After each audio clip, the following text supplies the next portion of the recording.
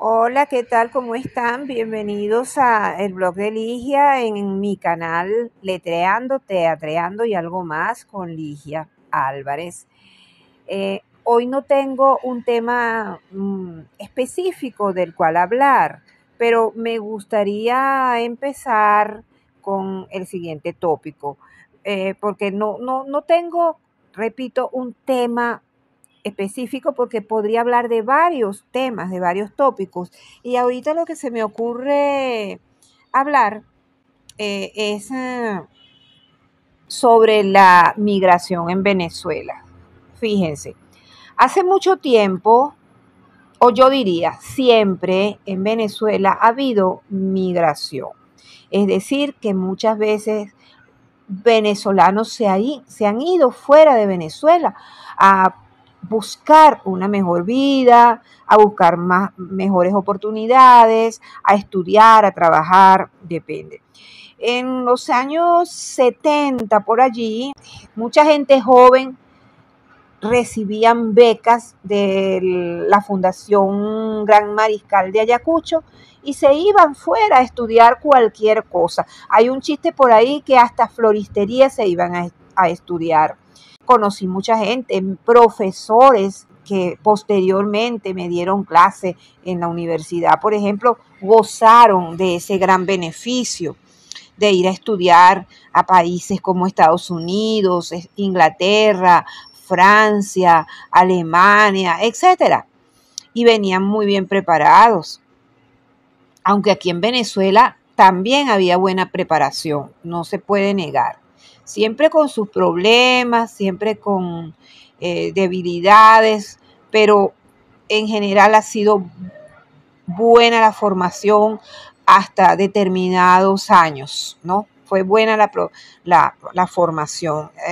Estos años ha desmejorado porque ahora la migración no nos favorece mucho porque se van los talentos, se han ido los talentos. Teresa de la Parra. Teresa de la Parra fue una escritora venezolana que la mayor parte de su vida vivió fuera del país porque su padre era embajador. Luego regresó a Venezuela cuando tenía tal vez unos 9 años. Toda la familia se fue excepto el papá porque el papá murió y fue precisamente por eso que la mamá decidió irse de Venezuela porque aquí había muchos problemas. En Venezuela siempre ha habido problemas, toda la vida, como en todos los países. Vivimos los problemas y eso no lo podemos evitar. Claro, lo importante es saber superar esos problemas. Bien, siguiendo con Teresa de la Parra, entonces su madre decidió al morir el papá, es decir, de Teresa y de sus hermanos, ella decidió irse a España, allí estudió Teresa, sus hermanos, luego ella regresó, pero estuvo poco tiempo en Venezuela y se volvió a ir y murió fuera de Venezuela. Tenemos el caso de Teresa Carreño, otra Teresa. Ella igualmente, con toda su familia, teniendo seis años, su padre decide irse por problemas políticos. Y así fue como Teresa Carreño, siendo una niña de unos 6 años, aproximadamente, entre 6, 9 años, no recuerdo exactamente, se fue con su familia y pasó la mayor parte de su vida fuera de Venezuela. Pero nunca dejaron, tanto ella como Teresa de la Parra, dejaron de considerar a Venezuela como su patria. Y así mucho, estos dos casos son los que se me vienen a la mente en este momento, pero ha habido muchos casos de personas que se han ido. Es decir, que en Venezuela siempre ha existido ese movimiento hacia afuera, hacia el exterior, la migración. Bien, pero también ha existido lo contrario, que la migración ha sido hacia adentro, es decir, inmigración. Tenemos la emigración hacia afuera, del venezolano hacia afuera, y la inmigración de los extranjeros hacia Venezuela. En los años 50, entre los 40 y y algo y los 50, vinieron muchos extranjeros, españoles, italianos, portugueses, a trabajar aquí, porque la vida era difícil en el exterior, en donde ellos vivían, en sus países, y cuando hubo Segunda Guerra Mundial, pasó lo mismo. Y bueno, y así vinieron e hicieron vida aquí, tuvieron hijos, sembraron su familia aquí. Después vemos que en los años 80, 90, por ahí, siempre se iba gente que iba a estudiar, que sentía que había mayores posibilidades fuera, tenían familiares y conocían pues que de esa manera iban a salir hacia adelante.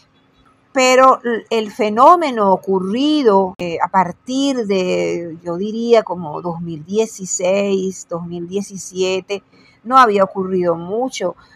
Personas de la clase baja también se sumaban a esa migración, no solamente gente de las capas medias de la sociedad y de las capas altas, sino gente jóvenes, sobre todo grupos sociales bajos, que decidían irse. ¿Por qué? Porque no había las suficientes oportunidades aquí. Hubo un tiempo que en Venezuela, imagínense ustedes, que había que hacer cola para adquirir los alimentos.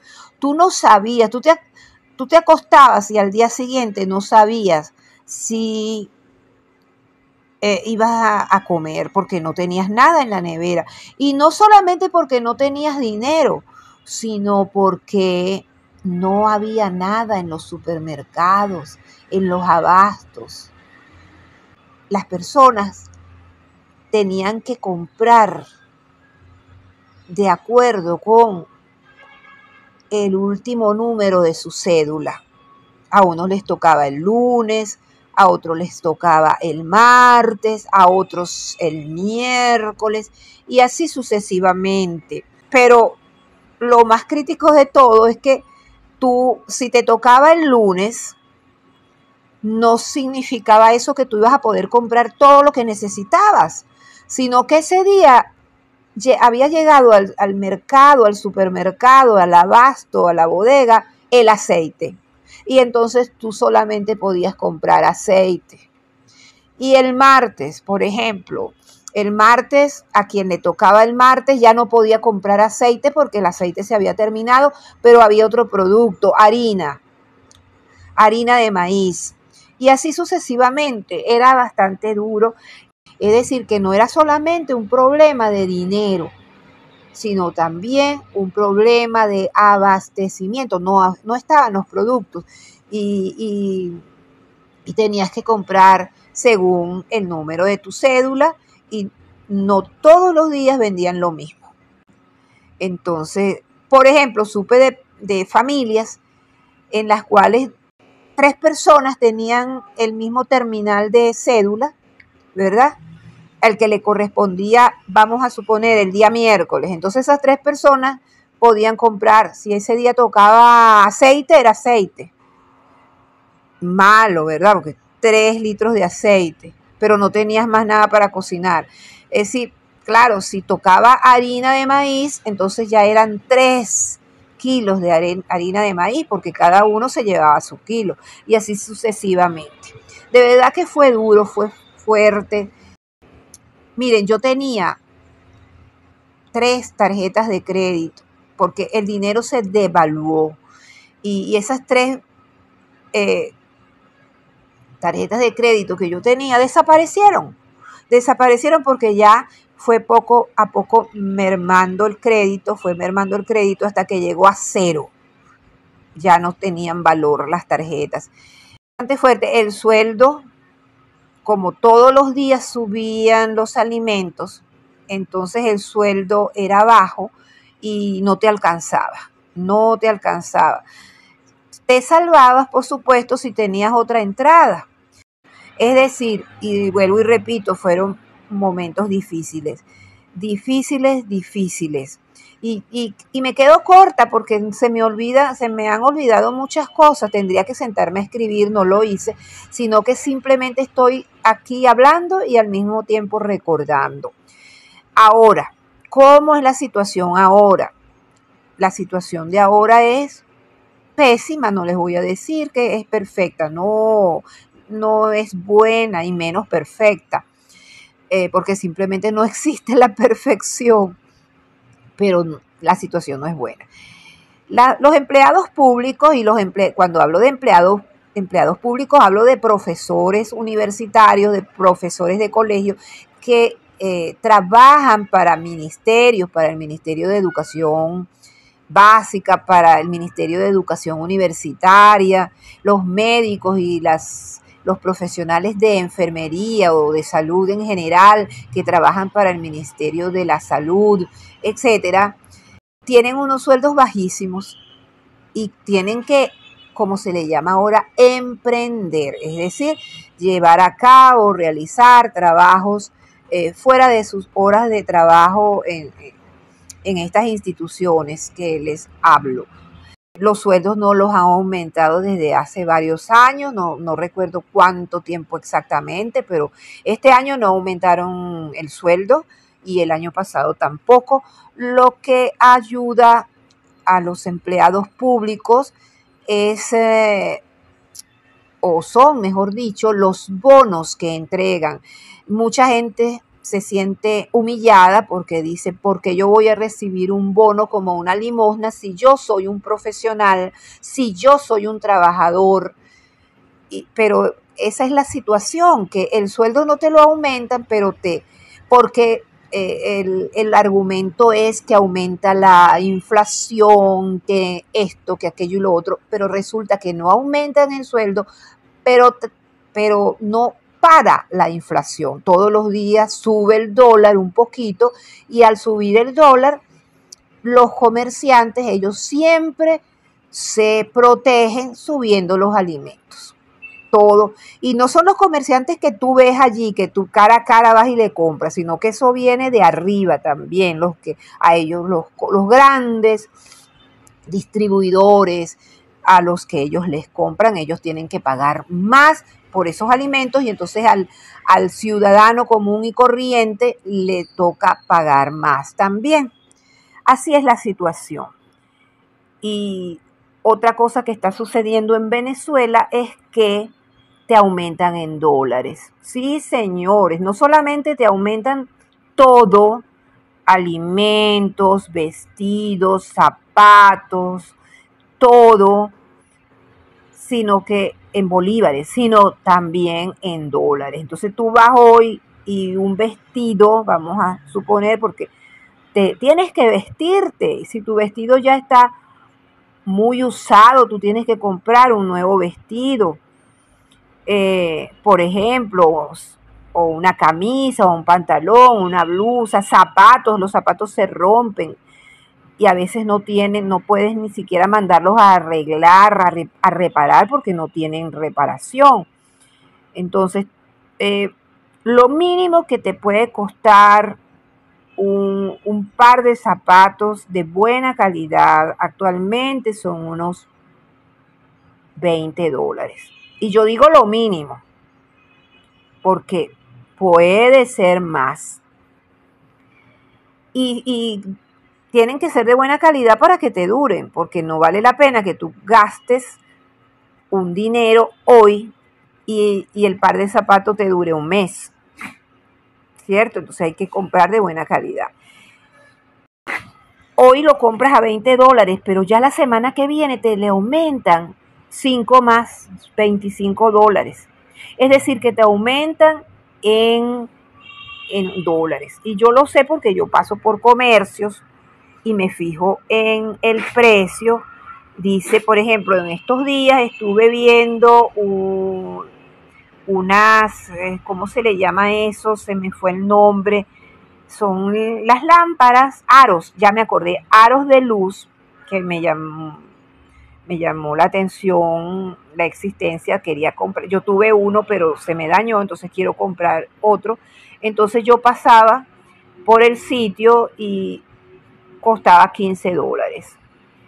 A los 3 días volví a pasar y ya estaba en $18. 3 días más y ya había llegado a $21. Y así sucesivamente hasta llegar a los $30. No pasé más por ahí, o si pasé no vi más. Entonces, ven cómo también aumentan en dólares. Es decir, que nuestra situación, la situación de los venezolanos sigue siendo difícil. Hay otra cosa que existe, uno como profesor se da cuenta, profesor universitario, como los muchachos a veces se dan cuenta de la situación en la cual viven sus profesores y entonces se dicen, ¿y por qué estudiar? ¿Para qué estudiar? Mejor me voy a trabajar. Y se van a trabajar, dejan los estudios para irse a trabajar, para ayudar a sus familias.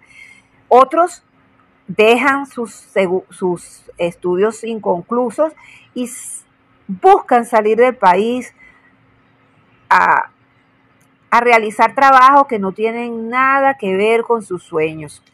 Entonces, esta crisis también rompe sueños, también destruye sueños, aspiraciones. Todos tenemos sueños, todos soñamos con algo, con ser alguien. No me refiero a ser alguien, ser rico, ser millonario, sino tener un papel importante en la sociedad y que a ti te guste llevar a cabo o desempeñar ese papel. Pero la situación a veces no permite que esos sueños se hagan realidad, porque te vas para otro país a buscar una mejor vida, pero te encuentras en ese país con muchos obstáculos, como la xenofobia, por ejemplo, y otras situaciones difíciles. Esto es un simple resumen y un resumen que es espontáneo porque yo no lo estoy leyendo, sino lo que voy recordando de lo que yo he visto, lo que he sentido, lo que he experimentado, de lo que he sido testigo en todos estos años cuando la crisis se agudizó. A partir del 2015, por ahí, tampoco tengo el año exacto, pero por esos años más o menos. Yo escribí un cuento, recuerdo, en esa época, y en ese cuento yo hablo de la situación de los ancianos y de las mascotas.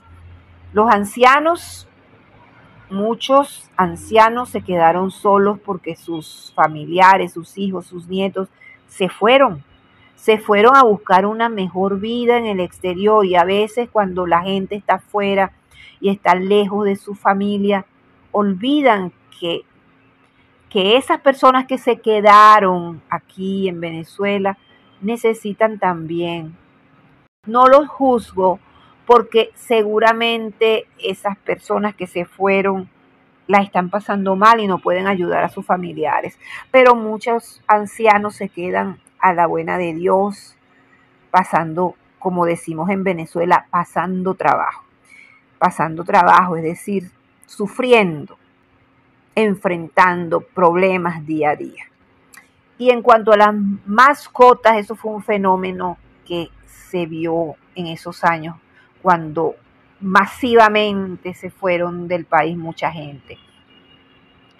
Valga la redundancia. Veíamos mascotas en la calle, deambulando solitarias, hambrientas, sucias.